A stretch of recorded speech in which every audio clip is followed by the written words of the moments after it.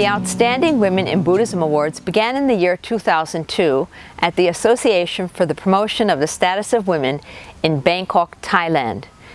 The awards are on March 8th every year, and that's the United Nations International Women's Day, the day for honoring the accomplishments of women the world over. So we at the International Women's Meditation Center thought it quite a good idea to have an award in honor of Buddhist women's accomplishments the world over, the Outstanding Women in Buddhism Awards. The following are the award recipients for the year 2002. The Most Venerable Bhikshuni Master Cheng Yen of Taiwan. Bhikshuni Cheng Yen was born in a small town in central Taiwan in 1937. When she was 23 years old, she left home to become a Buddhist nun. She ordained herself. The Master has always led a simple and virtuous life. In her frugalities, she made candles and bean powder to maintain a living. The Master has little interest in ritual and ceremony. Her gift is service. In 1966, she established the Buddhist Compassion Relief Tzu Chi Foundation. For decades, this organization has concentrated its activities in the major areas of charity, medicine, education, culture, and international relief. In 1991, the Most Venerable Bhikshuni Master Cheng Yen received the Asian Nobel Prize, the Philippine Magsaysay Award. Living a simple life with only the basic necessities, the Master actively pursued her work of helping the poor and educating the rich. Bhikshuni Master Cheng Yen has more than 5 million students internationally. She has empowered them to acts of human kindness and service throughout the world. Bhikshuni Master Cheng Yen has to date made the greatest Buddhist international effort in social work and humanitarian service. Bhikshuni Gwongsang of Thailand. Bhikshuni Gwongsang, also known as Great Master or Achan Yai, traveled the world visiting great Buddhist masters. She has deep right understanding of all three lineages of Buddhism and other religions as well, a deep understanding of Chinese culture too. With a heart as full as the Bodhisattva Kuan Yin, she led a Buddhist peace delegation into China. She established 3 Mahayana Buddhist temples in Thailand and a healthcare center. The Venerable Master also plans to build an elementary school. Achan Yai maintains what is believed to be the largest collection of sacred Buddhist artwork of the Mahayana, Theravada, and Vajrayana lineages in Southeast Asia. She took her Bhikshuni vows in China and led her disciples to mainland China and to Hong Kong to ordain likewise. The Master has donated most generously to the community of Thailand with significant financial donations to schools, hospitals, and other temples. Mechi Kunyin Kanita Wichencharan of Thailand. Mechi Kunyin Kanita Wichencharan opened the first shelter for women and children in distress in Southeast Asia. In 20 years, she served over 40,000 women and children.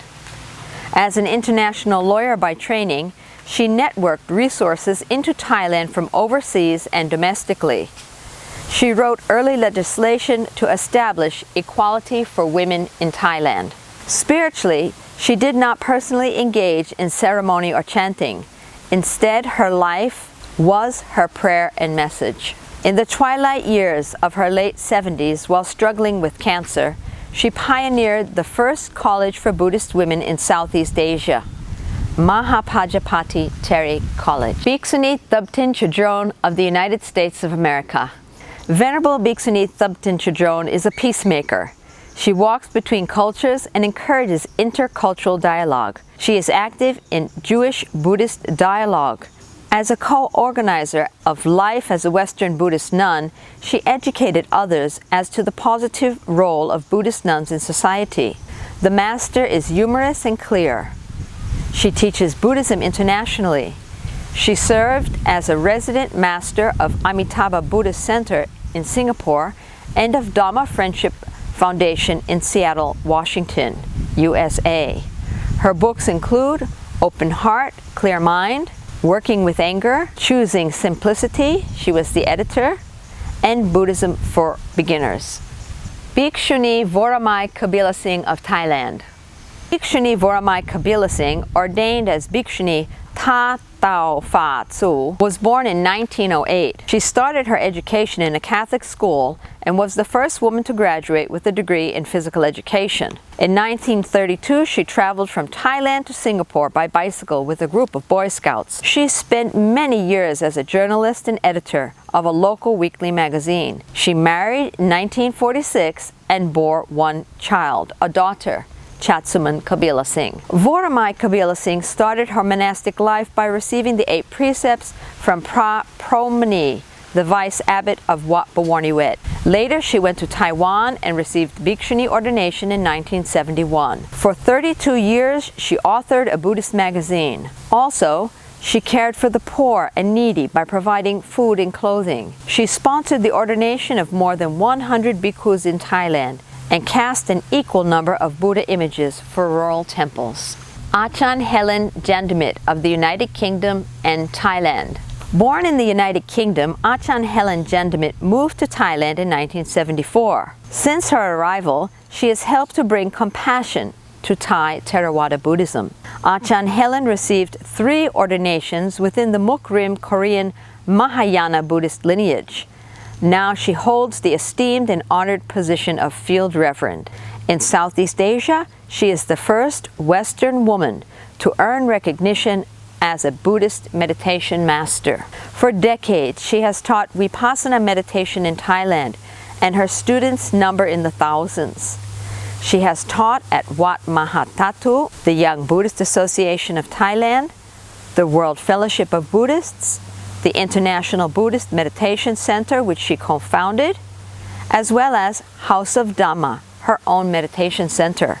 Her books on meditation have traveled around the world and are translated into many languages. Dr. Kunmasri Grinchai of Thailand. For decades, she traveled throughout her homeland of Thailand as well as in the USA, teaching Vipassana meditation. Her students number in the thousands and include those from abroad as well. She has been a leading teacher of the Young Buddhist Association of Thailand. There, she leads meditation retreats and offers Dhamma talks. She is highly regarded for her family counseling skills. Dr. Kunmasri Grinchai teaches spiritual development and spiritual understanding.